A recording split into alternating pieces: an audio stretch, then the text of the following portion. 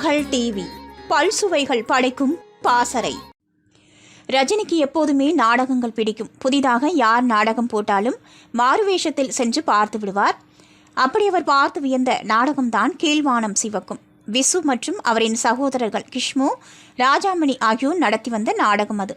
நாடகம் முடிந்ததும் விசுவிடம் பேசிய ரஜினி, கீழ்வானம் சிவக்கும் நாடகத்தை நாம் சினிமாவாக பண்ணலாம், அதில் அப்பா மகன் 2 கேரக்டரிலும் நானே நடிக்கிறேன் என்றார். விசுவும் ஒப்புக்கொண்டார். அதன் பிறகு அதே நாடகத்தை சிவாஜியும் பார்த்தார். அவரும் அந்த நாடகத்தை திரைப்படமாக விரும்பிய போது விசுவால் எதுவும் செய்ய முடியவில்லை.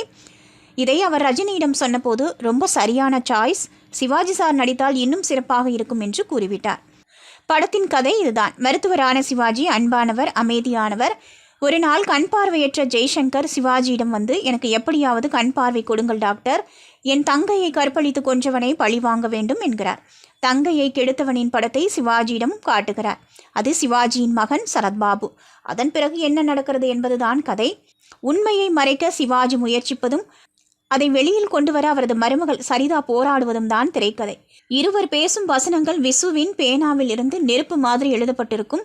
படம் 1981 தீபாவளியில் வெளியாகி பெரிய வெற்றி பெற்றது. திருமகள் டிவியை லைக் செய்து உங்கள் நண்பர்களுக்கும் ஷேர் செய்வதுடன் சப்ஸ்கிரைப் செய்து ஆதரவு தாருங்கள்.